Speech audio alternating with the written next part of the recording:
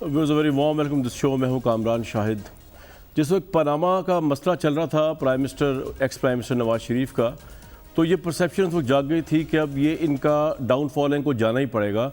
इसकी वजह ये है कि प्राइम मिनिस्टर एक कॉम्प्रोमाइजिंग पोजीशन के अंदर आ गए थे। उनको अपने केसेस के लिए, अपने एविडेंस के लिए, अपने मुकदमात को फेस करने के लिए पता नहीं कहाँ कहाँ कॉम्प्रोमाइज़ होना पड़ेगा, ये उसको परसेप्शन थी। और एक प्राइम मिनिस्टर, मुल्क का हेड ऑफ द गवर्नमेंट जो होता है, अगर उसको इतना बड़ा केस बन जाए, वो इतनी बड़ी पोजीशन उसकी कॉम्प्रोमाइज़ हो जाए, तो then he has to resign. उन्होंने बहरहाल नहीं किया, लेकिन at the end of the day supreme court का फैसला आया और उनको जाना ही पड़ा। बहुत से लोगों के नज़दीक ये जो जितना मामला चल रहा है अली ज़फ़र रिपोर्ट का, जहांगीर तरीन का, ये इमरान खान साहब के लिए एक पनामा स्कैंडल से कुछ कम साबित नहीं हो सकता या हो पाएगा। इसकी वजह ये है कि जो लेटेस्ट रिपोर्ट्स आई हैं गैर मुसद्दिका हैं, लेकिन ज़राए की इतलात हैं। इवन मैंने प्राइम मिनिस्टर हाउस से भी आज कंफर्म किया इसके हवाले से।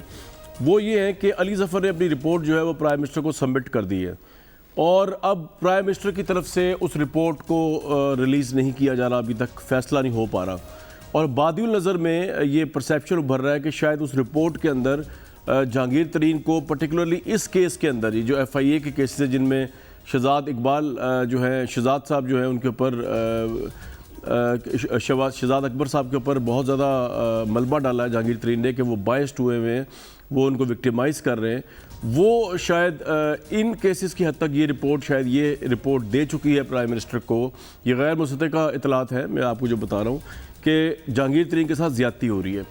अब प्राइम मिनिस्टर हाउस का बादियुल नज़र में ये अलमिया है इस वक्त कि अगर ये रिपोर्ट शाया करते हैं तो उसमें नुकसान ये है कि उसमें जहांगीर तरीन को अगर मेरिट पे भी फेवर मिल गई है तो पूरी दुनिया बशमूल अपोजिशन ये कहेगी कि प्राइम मिनिस्टर ने प्रेशर में आके, कॉम्प्रोमाइज़ होके, जहांगीर तरीन ग्रुप के प्रेशर में आके बजट पास कराने के लिए, हुकूमत बचाने के लिए पंजाब की और फेडरल में NRO दे दिया है जहांगीर तरीन को।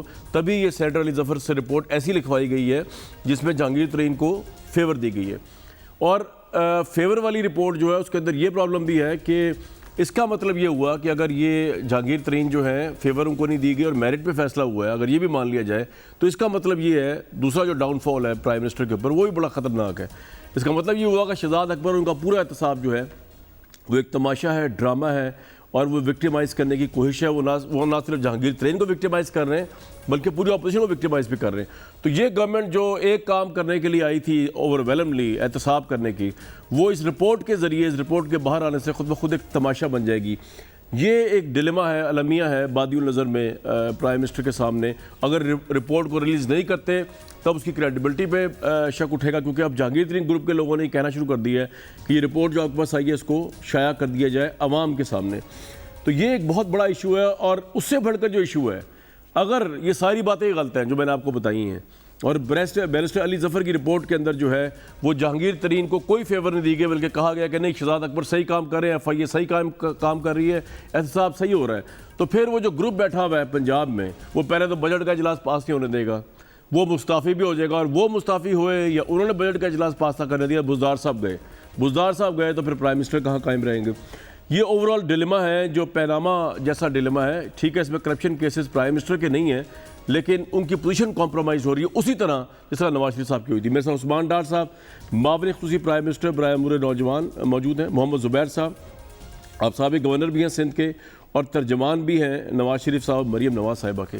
डार साहब, पहले तो हमें ये बता दीजिए कि इतलात के मुताबिक प्राइम मिनिस्टर को ये रिपोर्ट मिल गई हुई है, इस बारे में आप कुछ बताना पसंद करेंगे? उसके बाद मैं सवाल पुट करता हूँ आपसे। देखिए, मेरी तो खैर ऐसा इतलात नहीं है। अगर आप कह रहे हैं, अगर आपकी इन्फॉर्मेशन है तो मिल गई होगी। लेकिन एक चीज़ जो मैं आपके और कौम के सामने रखना चाहता हूँ, और मैं बहुत सारे टॉक शोज़ में कह चुका हूँ कि मैं अपने लीडर को जानता हूँ, मैंने अपने लीडर के साथ वक्त गुजारा है, ट्रैवल किया है, देखा है फैसलों में, मीटिंग्स में। तो जिस इमरान खान को मैं जानता हूँ और आप जैसे कह रहे हैं जी रिपोर्ट आ गई है, तो पता नहीं अगर कोई उसमें क्लियर है कि चीनी के इस बहरान में जिसके भी नाम हैं, मैं आपको और कौम को यकीन दिलाता हूं कि किसी सतह पे prime minister Imran Khan compromise नहीं करेंगे। जिस शख्स ने 22-23 साल स्ट्रगल रूल ऑफ लॉ के लिए की हो, क्या वो शख्स आज इस तरह से किसी चीज़ पे आके कॉम्प्रोमाइज़ कर जाएगा? तो मैं इस पे बात करना चाहूँगा आप पे, आप मेरे साथ इस पे आर्गूमेंट। डॉक्टर साहब मेरा सवाल ये है, डॉक्टर साहब मेरा सवाल ये, मेरी आज एक मिल हो जाएंगे सर, मेरा सवाल ये है कि मेरी प्राइम मिनिस्टर हाउस के एक बड़े अहम सोर्स से आज बात हुई, उन्होंने कहा जी रिपोर्ट मौसूल हो चुकी है प्राइम मिनिस्टर को, लेकिन इस वक्त जो है वो टेंशन ये चल रही है कि इस रिपोर्ट को अगर शाया करते हैं तो इसका जो फॉल आउट है वो गवर्नमेंट पे दोनों लिहाज से बड़ा गलत साबित होगा। इसमें अगर जहांगीर तरीन को गालिबन शायद क्लियर कर दिया गया है तो आपका पूरा एहतसाब तमाशा नजर आएगा। तो अगर जहांगीर तरीन क्लियर हो जाते हैं इसके अंदर तो एक तो एहतसाब आपका तमाशा नजर आएगा, और एक जो है वो लोग कहेंगे एनआरओ देगी। एनआरओ वाली बात को छोड़ दें, अगर इस रिपोर्ट में जहांगीर तरीन क्लियर हो जाते हैं तो इसका मतलब शहजाद अकबर से रेजिग्नेशन लिया जाएगा, फिर ऐसे ही है, इंसाफ तो यही है फिर। देखिए ये तो फैसला वो लोग करेंगे जो जिन्होंने फैसला आपकी पॉलिटिकल विजडम क्या कहती है डार भाई, आपकी पॉलिटिकल विजडम, मेरी पॉलिटिकल विजडम ये कहती है, देखें मेरी पहले था देखिए, मैं पॉलिटिकल कारकुन एक सियासी वर्कर होने की हैसियत से ये समझता हूँ कि अगर जहांगीर तरीन के हाथ साफ हैं तो फिर वो क्लीन है, वो निकल जाएंगे। यहाँ हम कोई हैंड पिक तो इंसाफ कर नहीं रहे। नहीं, मेरा सवाल ये नहीं है सर, मेरा सवाल ये नहीं है सर, डॉक्टर साहब मेरी बात तसल्ली सुन रहे हैं, वो मुझे नहीं, इसका कोई इंटरेस्ट किसी को नहीं है, अगर उनके हाथ साफ है तो निकल जाए वो एफआईए की इस रिपोर्ट से। लेकिन फिर शहजाद अकबर का रेजिग्नेशन तो बनता है ना, कि नहीं बनता कि वो भी सही है जहांगीर तरीन वो भी सही है, ये कैसे हो सकता है?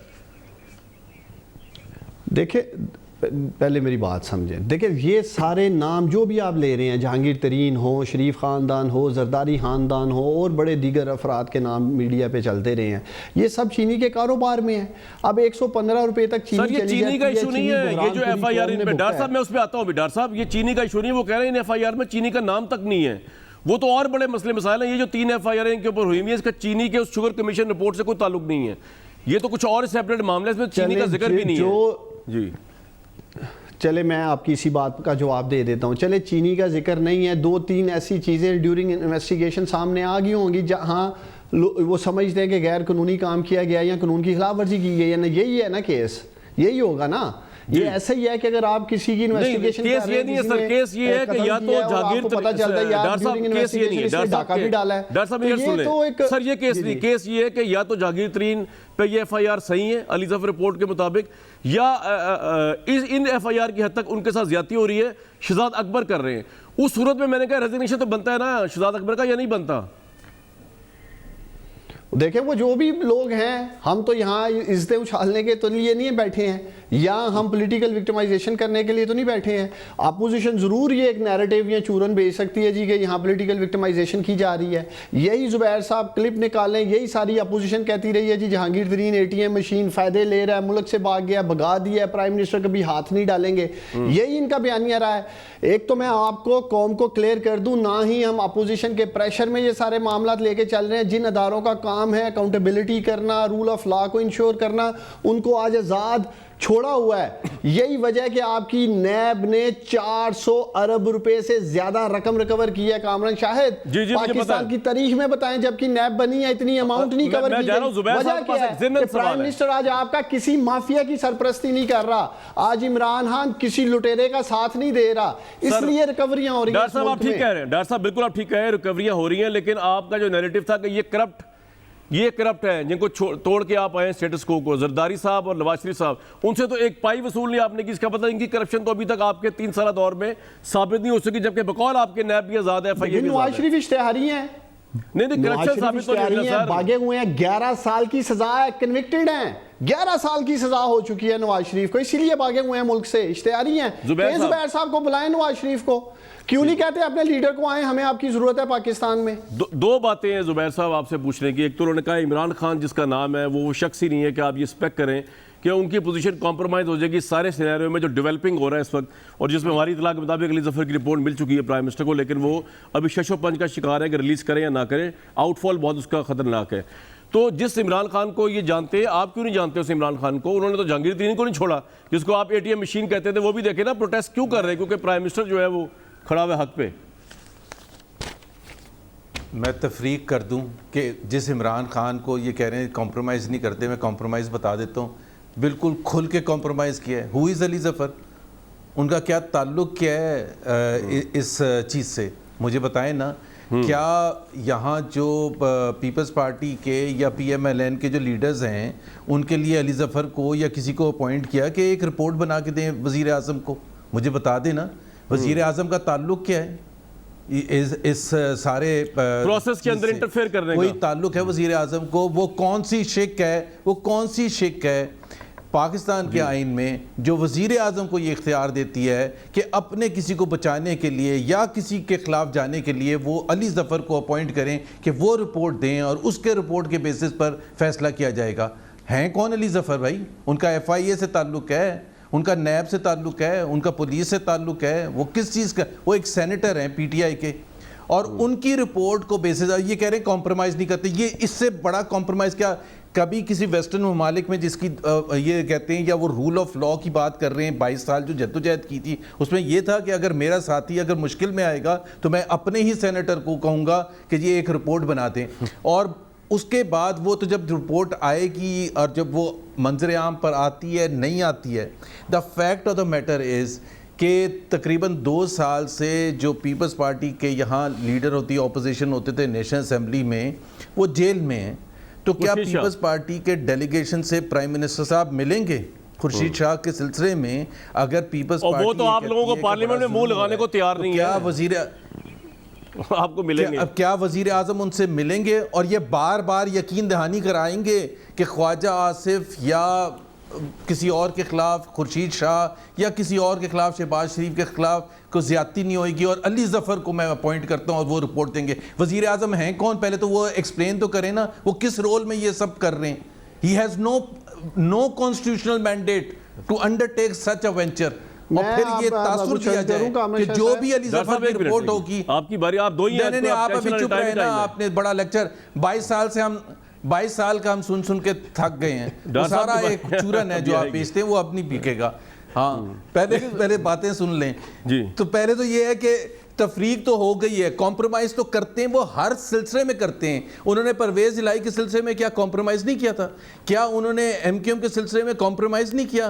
क्या वो जो बलूचिस्तान से सेनेटर इलेक्ट हुआ है जिससे 70 करोड़ पकड़े? जुबैर साहब एक बात बताऊं आपको, एक बात तो माने आप, जुबैर साहब एक बात माने, भले गवर्नमेंट चली जाए इमरान खान साहब की, उन्होंने इसके ऊपर प्रेशर नहीं लिया बुज़दार साहब को चेंज करने में, ये तो माने।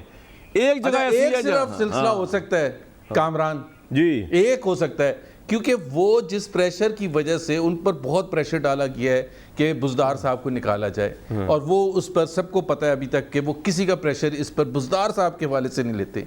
तो मेरा ख्याल है ये उनकी स्मार्ट एक चाल हो सकती है वज़ीर आज़म की कि जब वो रिपोर्ट आए तो वो फिर उनको जिनके कहने पर उन्होंने बुज़दार साहब को लगाया है वो कहेंगे जी देखें अब मैं क्या कर सकता हूँ, अब तो मुझे बुज़दार को निकालना ही पड़ेगा। तो ये कहने पे लगाया भाई, क्योंकि सारी दुनिया जो है, इस मुल्क के सारे इदारे जो है उन्होंने हाथ खड़े किए बुज़दार साहब पे, किसके कहने पे लगा दिया? वो कौन ऐसी फोर्स है पाकिस्तान में जो देखें, मुझे 100% तो नहीं, जो हमने सुना है और जो लगता भी है कि ज़ाहिर है रूहानी तौर पर वो बुज़दार साहब वैसे तो ख़ुद कोई रूहानी नहीं है, ना ही उनका बैकग्राउंड है, ना उनमें कॉम्पिटेंस है, ना उनमें प्रोफेशनलिज्म है, मतलब कोई भी ना एजुकेशन है ना कुछ भी नहीं है, और वो वज़ीर आला है, 12 करोड़ अवाम की ज़िंदगी। तो उसका रूहानियत से क्या ताल्लुक है बुज़दार साहब? वो ज़ाहिर है उनकी जो वाइफ हैं इमरान खान साहब की, उनके हवाले से कहा जाता है कि उनके कहने पर ये रूहानी एक इम्पैक्ट है जिसकी वजह से उनको लगाया गया है। अब अल्लाह बेहतर जानता है, लेकिन अगर आप कोई थोड़ा सा सेंस यूज़ करें 2+2 तो ऐसा ही लगता है। ये तो आपने बड़ी इंटरेस्टिंग बात की है, लेकिन डॉक्टर साहब एक दफ़ा जब प्राइम मिनिस्टर की शादी हुई थी रेहाम खान साहिबा से, डॉक्टर साहब से पूछ लेना किस लिए जी, मैं बात करता हूँ, मैं ज़रा कॉन्टेक्स्ट बता दूँ। डॉक्टर साहब, मैंने उनका इंटरव्यू किया, रेहाम खान साहिबा से उनकी शादी थी उस वक्त, तो रेहाम खान साहिबा के मुतालिक इतलात ये थी कि वो बहुत डोमिनेट कर रही हैं पाकिस्तान तहरीक इंसाफ को। तो मैंने प्राइम मिनिस्टर से सीधा सवाल पूछा, ऑन एयर सवाल गया, मैंने उनसे कहा कि परसेप्शन ये आ रहा है कि आपकी वाइफ आपकी फैसला साजी को डोमिनेट कर रही है। तो उन्होंने मुझे किस्सा सुनाया अपना, प्राइम मिनिस्टर ने बचपन का। उन्होंने कहा मुझे तो मेरी वालदा ने भी अगर कुछ समझाना होता था ना तो वो तरीके से समझाती थी, उनको पता था कि ये बात नहीं मानेगा इस तरह, तो वो डोमिनेट तो हो नहीं सकती। लेकिन जुबैर साहब ये कह रहे हैं कि बुज़दार साहब के मामले पर प्राइम मिनिस्टर जो है उन्होंने जो है अपनी वाइफ के मशवरे पे लगाया, और उनके मशवरे पे चलते हुए रूहानियत को फॉलो करते हुए उनको हटाएंगे नहीं, चाहे हुकूमत चली जाए, चाहे ग्रुप पागल हो जाए, ग्रुप्स बन जाए, PTI बिखर जाए। What's your take on it sir? क्या इमरान खान साहब ऐसे ही हैं? देखें देखिए, पहले तो मुझे अफसोस से कहना पड़ रहा है कि ज़ुबैर साहब को कम से कम उनकी अहलिया के बारे में ये बात करते हुए शर्म आनी चाहिए। ऐसी खतून जिनका पॉलिटिक्स से कोई लेना देना नहीं है, ना वो पॉलिटिक्स में इंटरफेयर, आप डायरेक्टली इन्वॉल्व कर रहे हैं कि सीएम के मामले में, बाकी मामलात में किस वजह से हैं? वो अपनी वजह से हैं। मैं कामरान आपके सामने रखता हूं, पंजाब में 3 बाई इलेक्शंस हुए हैं ना, हम वो रवायती सीटें रही हैं ये नून लीग की तीनों बाई इलेक्शंस की पंजाब में। मेरे अपने ज़िले में 200% ट्रांसपेरेंट इलेक्शन हुआ, इलेक्शन कमीशन खड़ा, फौज, रेंजर, पुलिस, सब लोग। उसके बावजूद 34,000 वोट 2018 से ज़्यादा मिले। तो कोई लोगों से जबरन वोट तो नहीं हमने लिए पंजाब में। अगर हमें 30,000 वोट पीएमएलएन से ज़्यादा मिला 2018 में, सर 11 में से 9 जिले इंतखाब आप हारे, पंजाब के लोगों के लिए कर रही है। सर मेरी बात चले दूसरा पूछ लेता हूं इनसे, सिर्फ एक चीज पे बात कर लेता हूं उस्मान बुज़दार की, छोड़े बाकी चीजें, इस पे एक प्रोग्राम कर लेंगे, मैं इन्हें भी दावत देता हूं। ये मुझे बता दें, इनके 5 साल दौर में जो चैंपियन शहबाज शरीफ कहते हैं, उसने कितनी ज़राअत के शोबे में तरक्की की पंजाब में? 2 करोड़ मेट्रिक टन 73 साल तारीख में ये उस्मान बुज़दार को क्रेडिट जाता है। सुन तो लें, क्रेडिट जाता है बुज़दार साहब को, ये भी क्रेडिट जाता है कि आटे की इंक्वायरी जब खुलेगी तो उनका नाम सबसे पहले आएगा। पता नहीं वो गिरफ्तार होंगे ऑपोजिशन की तरह या नहीं होंगे, ये एक दूसरी बात है, या वो वज़ीर-ए-आला पंजाब से हटेंगे। एक मिनट, सवाल ये नहीं है, सवाल ये है कि क्या प्राइम मिनिस्टर जो है वो इस तरह घर की बातों के ऊपर फैसले लेते, इतने बड़े अहम, जो ज़ुबैर साहब यहाँ कह रहे हैं कि घर की बात सुनते हैं, वो इन अहम तरीन फैसलों के ऊपर पाकिस्तान के, इसको क्लैरिफाई करें जरा। मुझे कह रहे हैं आप ये, या जी आपको डॉक्टर साहब आपको कह रहा हूं, आपको उनको कहना है, आपका कामरान, इसीलिए तो मैंने कहा ज़ुबैर साहब को शर्म आनी चाहिए, क्योंकि हम पार्टी का हिस्सा हैं, हम बैठे हैं, हम देख रहे हैं, किसी किस्म की इंटरफेरेंस नहीं है। इसलिए मैंने कहता हूं सियासत जरूर करो, अटैक नहीं करो। हमने कभी मरियम नवाज की दूसरी बहन का नाम लिया है? क्यों वो पॉलिटिक्स में नहीं है। जब तक कुलसूम नवाज साहब अल्लाह ताला उन्हें जन्नतुल फरदौस में जगह ता फरमाए, जब तक उन्होंने इलेक्शन नहीं लड़ा था NA-120 का लाहौर का, हमने कभी उनकी बात की थी? ये लोग डायरेक्ट घरों पे अटैक करते हैं, घरों पे अटैक बिल्कुल नहीं करना चाहिए। मेरी बात सुने कामरान, मेरी बात सुन ले प्लीज। अब आपने छेड़ा ना मुझे, मैं कामरान शाहिद को पाकिस्तानियों चैलेंज कर रहा हूं, सियालकोट में बैठ के प्रोग्राम करेंगे और इसी ज़ुबैर को आप बुला लेना, मैं बैठूंगा आपके साथ। शहबाज शरीफ और शरीफ खानदान ने 30 साल मेरे शहर सियालकोट को क्या दिया, मैं आपके लाइव प्रोग्राम में इनसे पूछूंगा। और उस्मान बुज़दार ने सियालकोट शहर के लिए अरबों रुपए के जो प्रोजेक्ट्स किए हैं 2.5 साल में, मैं वो आपके सामने रखूंगा। यार आपकी अपनी पार्टी के लोग जो फरमा रहे हैं, यार वो नज़ीर चौहान साहब का तैयार कर नाम लेते जाएं, development authority, technical university, special economic zones, क्या नहीं हो रहा मेरे शहर में। मैं बात कर रहा हूं, मैं अपने शहर की बात कर सकता हूं। अपने शहर से और अपने घर से बाहर निकला है हल्के से, जो आपकी अपनी पार्टी के नहीं, मैं तो परफॉर्मेंस की बात कर रहा हूं, मैं जिले की बात कर रहा हूं। एक मेरे जिले पे आके बात कर ले, उस्मान बुज़दार ने क्या किया, शहबाज शरीफ ने क्या दिया। मेरी बात तो सुन लें यार, अब मेरी तो बात सुन लें। मैं आपसे ये कह रहा हूं कि आपकी अपनी पार्टी रो रही है वज़ीर-ए-आला पंजाब के ऊपर, को चेंज करने के दर पे आपको एहसास नहीं हो रहा। 32 लोग बगावत कर गए, मैं 32 लोग भाई इस बात पे। लेकिन ज़ुबैर साहब, आपको मैं शर्म वाला लफ्ज़ यूज़ नहीं कर रहा, क्योंकि आपका पॉइंट ये है कि आप ये कह रहे हैं कि घर को इन्वॉल्व नहीं होना चाहिए बुज़दार साहब जैसी अहम अपॉइंटमेंट पे, आप ये कह रहे हैं। तो अगर आप अवॉइड ही कर दें इस एनालिसिस को। देख कामरान, ये कोई नेशनल असेंबली के स्पीकर नहीं है आपके उसको हदफ कर देंगे। अच्छा नहीं, मैं नहीं करता। कह रहा था कि जो लोग देखें, मैंने कोई अटैक नहीं किया, ना ही मैंने कुछ गलत बात की है। मैंने कहा कि जनरली लोग ऐसी बात करते हैं। अब मैंने साथ में उस वक्त ये भी कहा, तो आप इंडोर्स नहीं करें ना, ये एक्सप्लेन अगर कर रहे हैं, सुन तो लेना उस्मान, प्लीज बात सुन ले, अपनी अपनी दफा बात करें।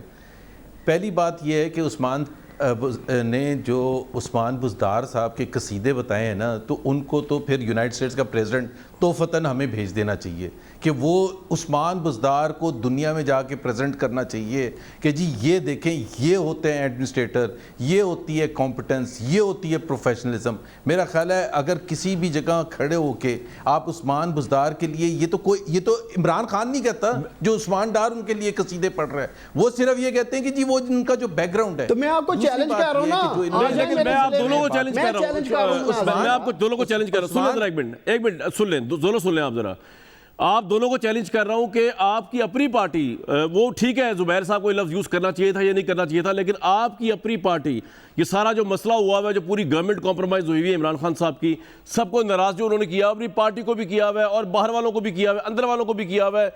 अब मैं नाम लेना नहीं चाह रहा किस किस को किया हुआ है, डार साहब आप तो बड़ी अच्छी तरह जानते हैं, सबको ही नाराज़ कर दिया हुआ है।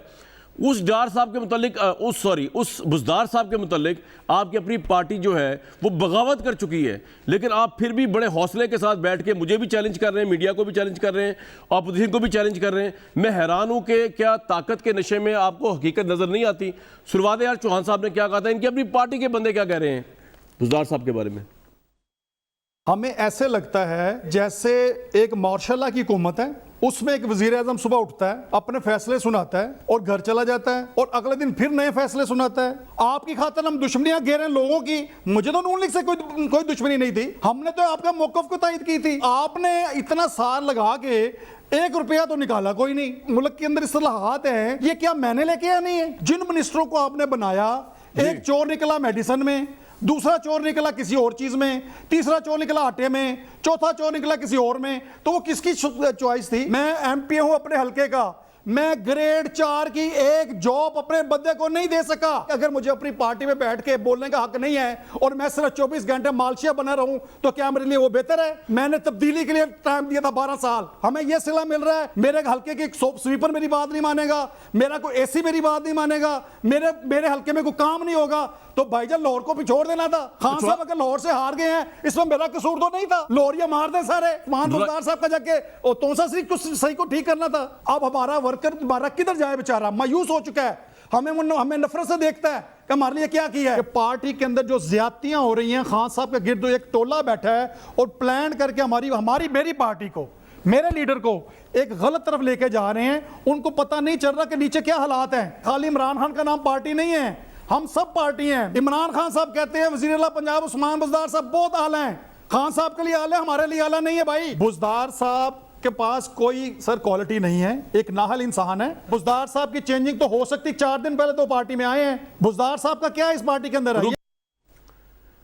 अब डार साहब जिस हिम्मत और जुर्रत के साथ आप पूरे मीडिया को, ऑपोजिशन को शटअप कॉल देते हैं ना बुज़दार के मामले में, अगर आपकी गवर्नमेंट की हिम्मत है तो इस ग्रुप को भी शटअप कॉल दें जो आपकी गवर्नमेंट की धज्जियां उड़ा रहा है। और मैं समझता हूं वो सही कह रहे हैं, ये नज़ीर चौहान साहब सही कह रहे हैं।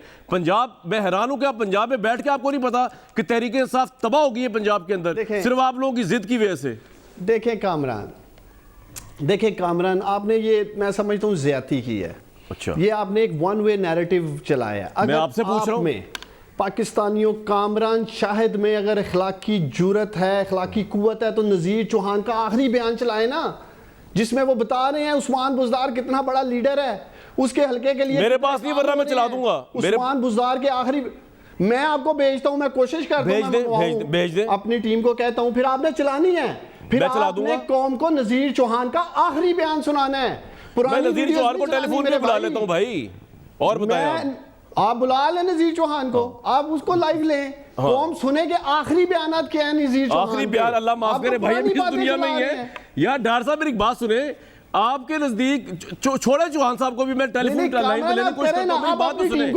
आप अपनी टीम को कहें, मेरी बात सुने, मैं भी चौहान साहब है, आप ब्रेक पे जाएं, मैं लेके आऊंगा क्लिप, आप अपनी टीम को भी कहें, इनको भी मैं चला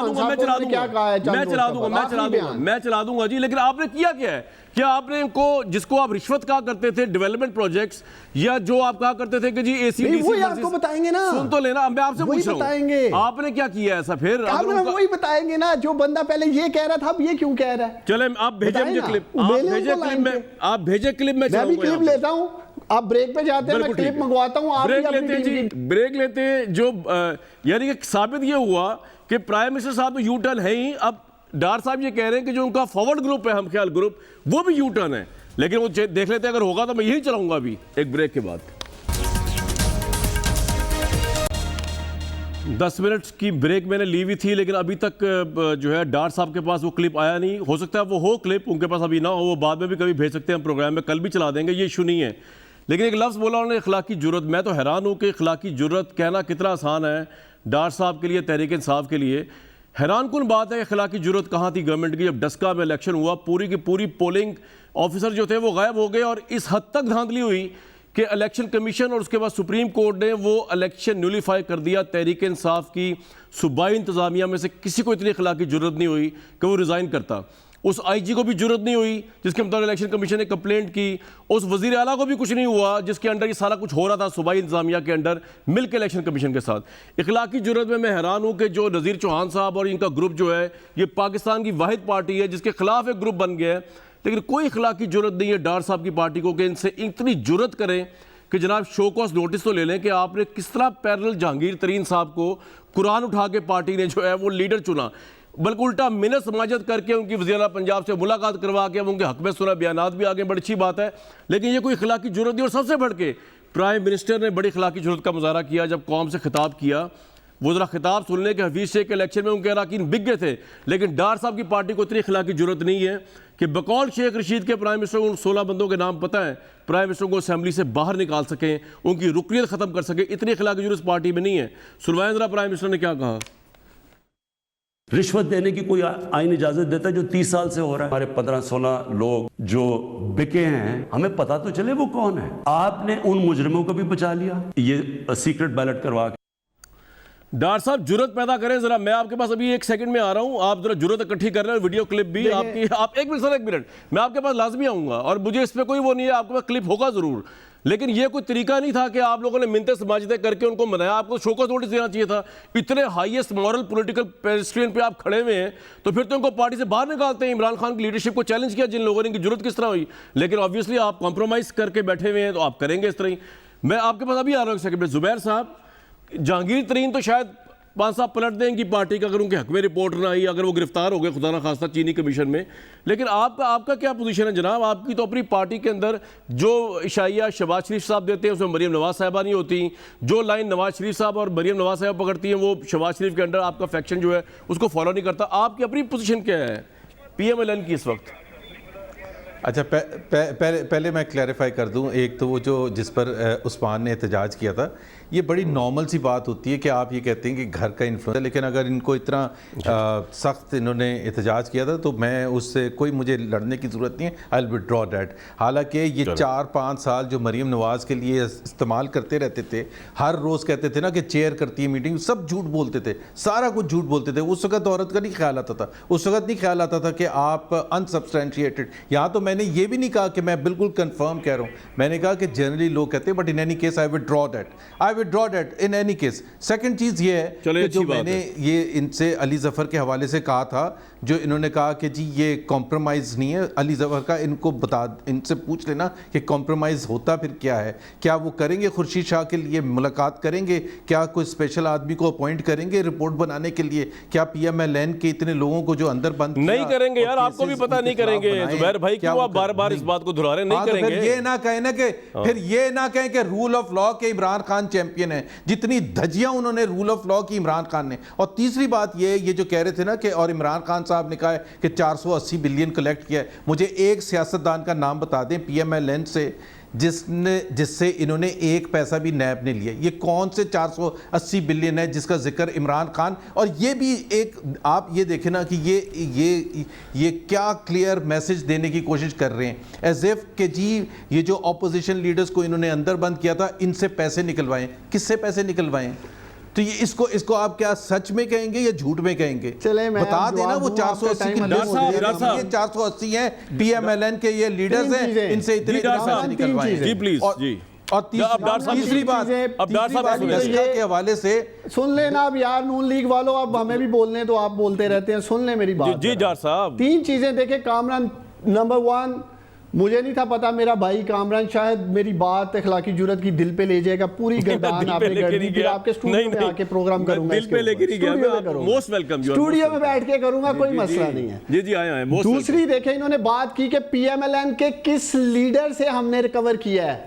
जुबैर साहब, हमने आपके लीडर मियां नवाज शरीफ से किया है। क्या मीडिया नहीं देखते उनकी जायदादें बेच के पैसे रिकवर कर रहे हैं इश्तिहारी लीडर के? वो की है। और भाई शेखुपुरे की प्रॉपर्टी आ चुकी है हुकूमती खजाने में। जागो जागो जागो नून लीग वालों, आपकी बाकी लीडरशिप में भी पैसा लेना लुटा हुआ, भागने नहीं देंगे। भागने नहीं देंगे, चाहे जो एयरपोर्ट जाए या सी के रास्ते भागने की कोशिश करे मुल्क से, भागने नहीं देंगे। रिकवरियां होंगी इस मुल्क यार डॉक्टर साहब एक बात बताएं, डॉक्टर साहब एक मिनट मेरी बात सुनें। रिकवरी, डॉक्टर साहब एक मिनट, डॉक्टर साहब पहली मेरी बात रिकवरी मियां नवाज शरीफ से हो जाएगी आज शुरू। इतने गर्म क्यों हैं आप? सर डॉक्टर साहब नौजवानों के वजीर हैं और वो वैसे भी वैसे गर्म खून रखते हैं, लेकिन डॉक्टर साहब मेरी एक बात सुन लें, बात यार जेल से निकाल दी। जुबैर साहब क्या कह रहे हैं आप, वो शेखुपुरा की जमीन नवाज शरीफ साहब की जमीन नहीं थी? रिकवरी हुई है ना? हाँ जी, बिल्कुल। अब जुबैर साहब की तो सुन लेना जी। मैं सिर्फ ये कह रहा हूँ कि वजीर आजम साहब ने कहा ना 480 बिलियन, रोज़ बोलते हैं 480 बिलियन की लिस्ट जारी करते हैं कि ये कौन से पैसे निकलवाए हैं। मैं अभी इनको बड़ा सिंपल से ना, जैसे इन्होंने अभी एक कोई वीडियो क्लिप भेजना था, वो तो खैर आसान होगा, फिर भी वो भेज देंगे। मैं 480 डाउट नहीं कर रहा, तीसरी मैं यही डाउट बात नहीं कह कर रहा रहा था। इनकी इस बात पे। हाँ होगा, ट्वीट करूंगा कि भाई इनकी अपनी पार्टी के लोग कामरान हैं। साहब को सर मैं और रीट्वीट कर पाकिस्तान दूंगा। में जुबैर मोहम्मद को ट्वीट करूंगा। भाई डॉक्टर साहब मेरी बात सुने, मैं रीट्वीट कर दूंगा, मेरा कोई जाती इशू थोड़ी है। आपकी पार्टी के लोग 4 दिन पहले गालियां दे रहे हैं बुजदार मुझे साहब को, पता है आपकी उसके पार्टी अंदर के लोग कौन होंगे, आपकी पार्टी के लोग जो है, PMLN का कोई भी नहीं होगा। नहीं, अगर आपकी पार्टी के लोग जो है वो अच्छाइयां कर रहे हैं तो बड़ी अच्छी बात है, लेकिन आपको सब अच्छा नजर आ रहा है, ये सबसे हैरान कुन बात है। मेहरबानी करो ना कामरान, जी, जी। कामरान जुबैर साहब को बता दो कि नवाज शरीफ से पहली रिकवरी शुरू हो चुकी है शेखुपुरा से, इनको बता दो, रिकॉर्ड दुरुस्त करवा दो। वो कह रहे हैं शेखुपुरा उनका नहीं वो है। 480 बिलियन की लिस्ट आप दे दें यार। लेकिन वैसे एक बात बताऊं, मैं एक बात बताऊं, डॉक्टर साहब के प्रेशर में बताऊं क्या आपने है। जरूर शर्मिंदा होना लिस्ट देख के। और सर सुन तो है जुबैर साहब शर्मिंदा होंगे जब 480 जुबैर साहब का नाम तो नहीं ना है लिस्ट में। नहीं, उसके अंदर आपने ये बताना है कि ये PMLN का लीडर है, ये PMLN का लीडर है, ये PMLN का लीडर है, आप बता दीजिएगा। तो डॉक्टर साहब बता दें लिस्ट। हौसले से दाद देते हैं।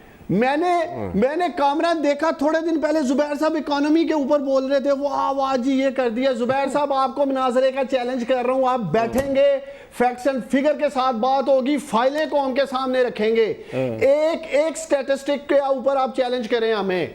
आपका चूरन नहीं बिकने देंगे जो आप मुल्क को तबाही की तरफ दिखा रहे हैं, लेके जा रहे हैं।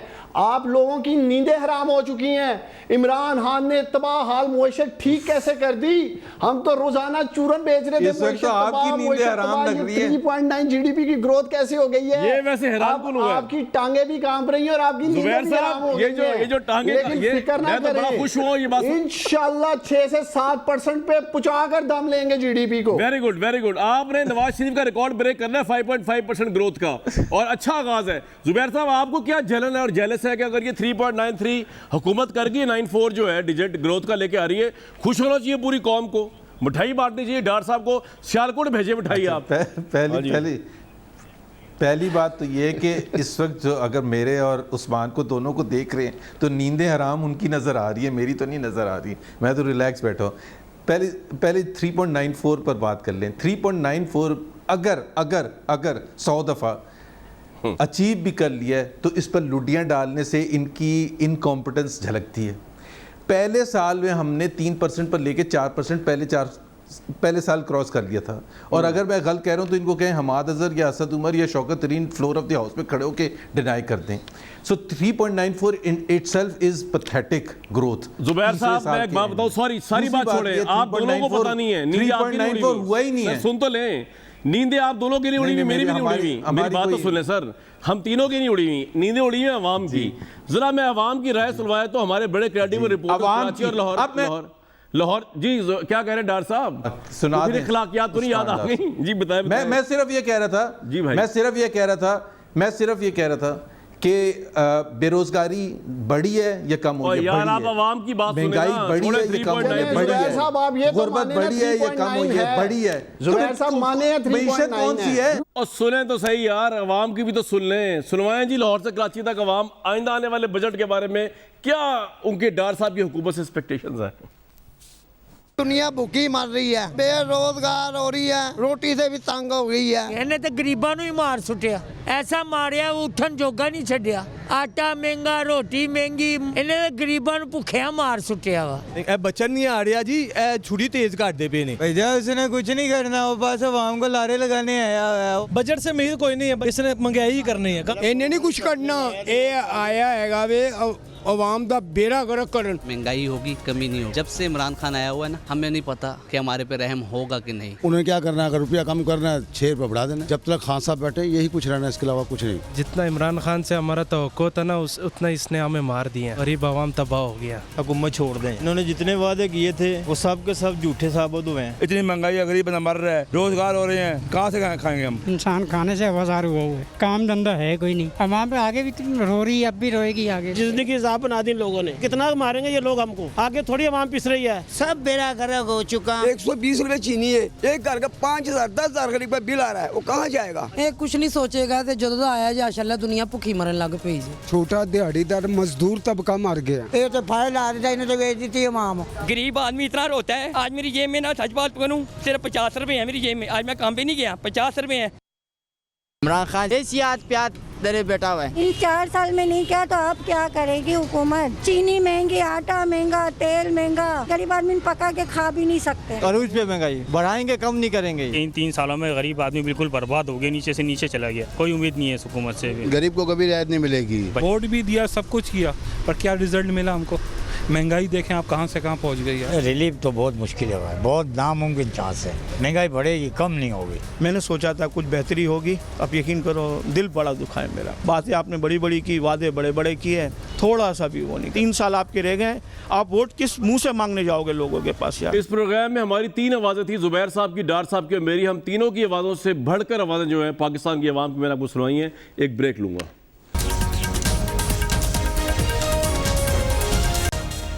व्यूज़, आज के प्रोग्राम में अखलाकी जुर्रत का हुकूमत के मुंह से सुना तो बड़ा अजीब सा लगा। हुकूमत के मुंह से जब सुना अखलाकी जुर्रत का, अल्लाह सबको अखलाकी जुर्रत दे। मुझे दीजिए कल तक इजाज़त।